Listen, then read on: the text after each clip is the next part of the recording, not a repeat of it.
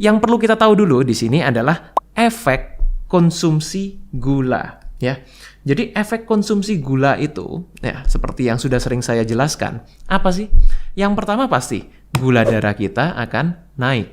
Nah, gula darah naik atau yang biasanya kita sebut sebagai hiperglikemi itu tidak berhenti sampai di situ saja. Efeknya apa? Setelah gula darah naik, gula darah juga akan turun.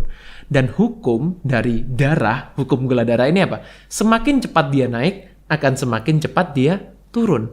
Itu sebabnya banyak orang yang makan makanan tinggi gula, kemudian mereka mengalami hipoglikemi.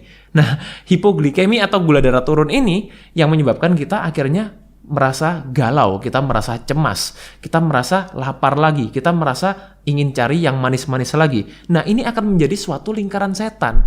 Karena apa? Setelah gula darah tinggi, kemudian gula darah turun, kita merasa lapar, kita merasa cemas, kita akhirnya cari makanan yang manis-manis lagi, gula darah tinggi lagi. Dan terjadi seperti itu terus cycle-nya, siklusnya. Yang kedua, efeknya apa? Insulin akan meningkat. Nah, insulin dan gula darah ini dua hal yang berbeda. Insulin adalah hormon yang menekan gula darah. Ketika insulin itu kita naikkan terus-menerus, apalagi berkali-kali, efeknya apa? Akan terjadi resistensi insulin. Sudah sering sekali saya bahas selain masalah hiperinsulinemia atau insulin yang tinggi.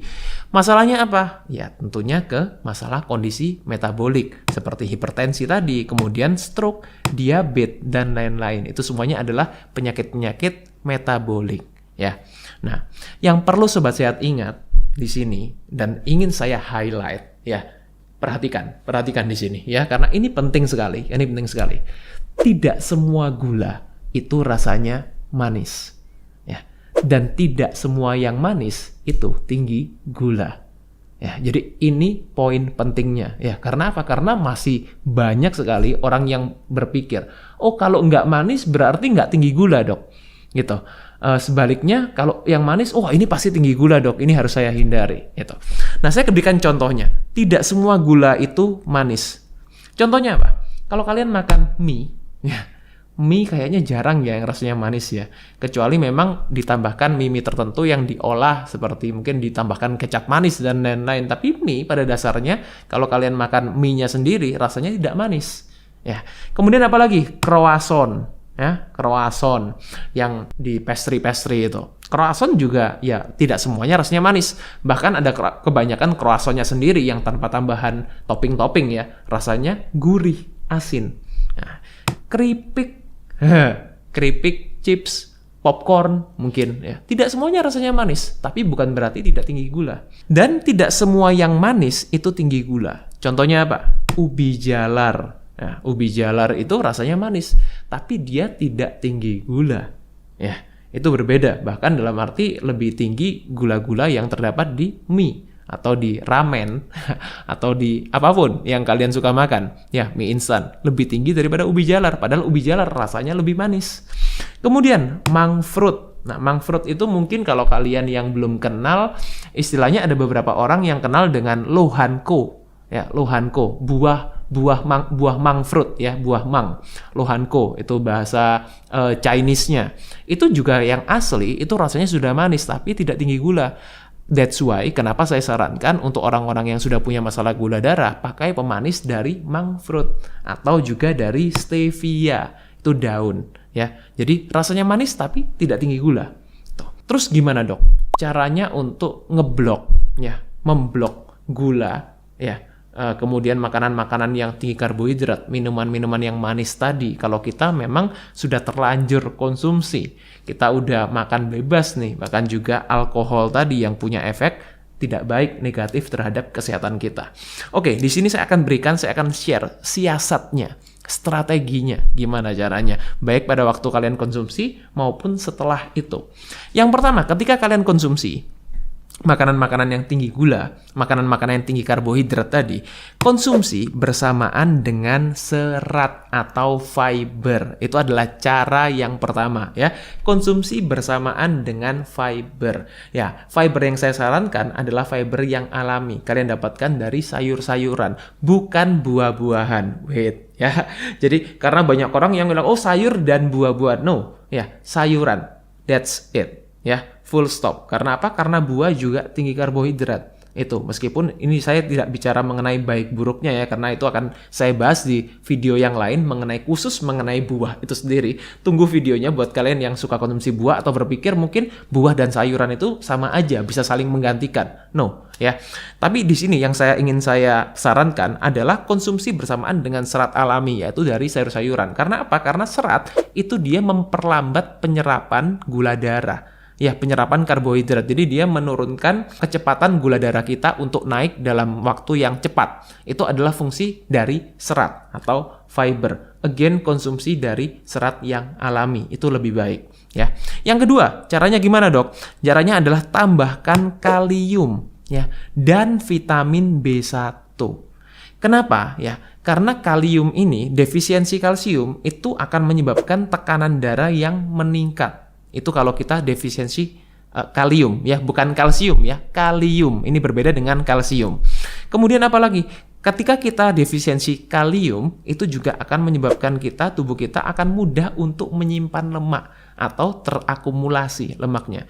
Karena apa? Karena kalium ini sangat penting untuk menyimpan glikogen. Nah, apa hubungannya, Dok? Ketika kita makan makanan yang tinggi karbohidrat, ya, makanan-makanan yang tinggi gula tadi, gula pertama kali akan digunakan sebagai energi. Semua dari kita tahu, ya. Kemudian ketika kita sudah tidak mengeluarkan energi itu lagi, kita dalam arti kita tidak aktif, akan tersimpan kelebihannya sebagai glikogen. Nah, untuk menyimpan glikogen, tubuh kita butuh kalium. Kalau kita tidak punya kalium, akhirnya apa? Akhirnya langsung disimpan sebagai lemak. Nah, itu hubungannya di situ. Itu sebabnya kenapa kalium itu sangat penting, ya. Kemudian vitamin B1. Ketika orang defisiensi vitamin B1 atau kekurangan vitamin B1, efeknya apa? Anxiety, ya. Kemudian nervous, grogi, ya. Berapa banyak sekarang anak-anak yang merasa sangat mudah untuk mengalami anxiety disorder. Salah satunya karena apa? Karena pola makan yang tinggi gula, dan pola makan yang tinggi gula ini akan membuat vitamin B1 kita terkuras.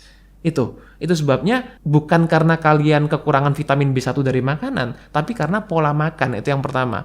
Jadi gimana cara menanggulanginya, cara mengatasinya? Ya, ditambahkan vitamin B1, ya. Selain juga vitamin B1 itu juga bisa menyebabkan gangguan pada mata, ginjal, dan syaraf, terutama adalah neuropati. Nah, cara untuk orang-orang yang sudah punya masalah, terutama untuk orang-orang yang sudah punya masalah metabolik, ya, prediabetes, kemudian diabetes itu sendiri, atau bahkan orang-orang yang sudah gula darahnya mudah tendensinya untuk naik, salah satu yang saya sarankan adalah konsumsi benfotiamin dan alpha lipoic acid. Ya, itu adalah dua nutrisi yang bisa penetrasinya masuk lebih baik daripada vitamin B1. Jadi benfotiamin sebetulnya juga vitamin B1, tapi ini yang sudah didesain supaya dia itu bisa masuk ke dalam syaraf. Karena benfotiamin ini dia fat soluble. Beda dengan vitamin B1 yang biasa, itu dia water soluble. Itu. Jadi dia masuk di dalam ini, ya, bisa masuk penetrasinya lebih dalam ke syaraf. Itu benfotiamin. Dan bisa mencegah komplikasi dari diabetes dan bahkan juga prediabetes. Jadi untuk orang-orang yang sering merasa kesemutan, kemudian punya gangguan di matanya sudah mulai rabun, itu salah satu efek-efek yang ditimbulkan dari masalah-masalah gula darah, dan ini bisa diatasi dengan benfotiamin dan alpha lipoic acid. Kemudian apalagi, Dok, yang bisa dilakukan setelah kita mungkin konsumsi makanan-makanan yang tinggi gula, makanan-makanan yang manis? Mungkin di sini kalian sudah sering dengar, ya. Tapi saya ingin jelaskan kenapa sebabnya, ya. Yaitu dengan cara apa? Dengan cara olahraga, ya. Jadi olahraga itu fungsinya bukan hanya untuk membakar kalori, ya, bahkan bukan untuk membakar lemak, karena tidak semua orang yang olahraga juga bisa bakar lemak. Tergantung bagaimana pola hidupnya juga, pola makannya. Tapi terutama untuk mengatasi makanan-makanan setelah konsumsi makanan manis, makanan tinggi karbohidrat, minuman manis, olahraga berfungsi untuk apa? Untuk membakar gula yang berlebih itu. Jadi gula yang awalnya berlebih itu bisa kita pakai. Itu, ya. Jadi itu yang kita sebut biasanya dengan membakar kalori. Supaya apa? Supaya tidak menyimpan menjadi glikogen kemudian lemak juga. Jadi olahraga itu bisa untuk menstabilisasi gula darah yang berlebih. Itu manfaat dari olahraga yang utama. Nggak usah yang terlalu ekstrim olahraganya, ya. Cukup dengan jalan kaki 20-30 menit setelah kita melakukan khilaf tadi, makan-makan atau minum-minum yang bebas, itu bisa membantu meregulasi supaya gula darah kita tidak meningkat berlebihan. Kemudian apalagi dok yang bisa ditambahkan? Cuka apel ya, atau biasanya saya sebut juga dengan apple cider vinegar. Cari yang organik karena cuka apel ini bisa meningkatkan sensitivitas insulin ya, bisa meregulasi gula darah. Itu adalah manfaat dari cuka apel ya. Kemudian kayu manis itu juga bisa dimanfaatkan. Kayu manis bisa kita dapatkan dari yang utuh maupun yang bubuk. Kemudian juga suplemen seperti berberin ya. Berberin ini juga suplemen herbal, bisa kalian tambahkan juga. Untuk ini juga bisa meningkatkan sensitivitas insulin dan menjaga gula darah. Itu suplemen yang sudah terbukti secara medis, banyak dilakukan penelitian juga mengenai berberin ini bisa menjaga komplikasi orang-orang yang punya masalah diabetes.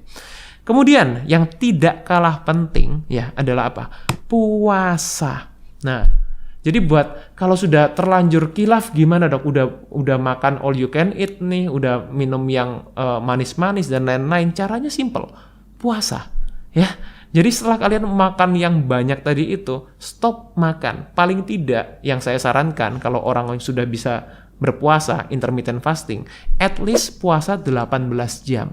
Nah, dengan melakukan puasa ini, banyak sekali sel-sel di dalam tubuh kita yang akan memperbaiki kondisi gula darah kita dan lain-lain ya. Kemudian juga efek autofagi, itu yang juga akan ditimbulkan oleh puasa, dan juga banyak sekali manfaat-manfaat lainnya yang ditimbulkan dari puasa, meningkatnya antioksidan, dia juga melawan radikal bebas, terutama untuk efek-efek yang timbul setelah kita konsumsi gula itu tadi.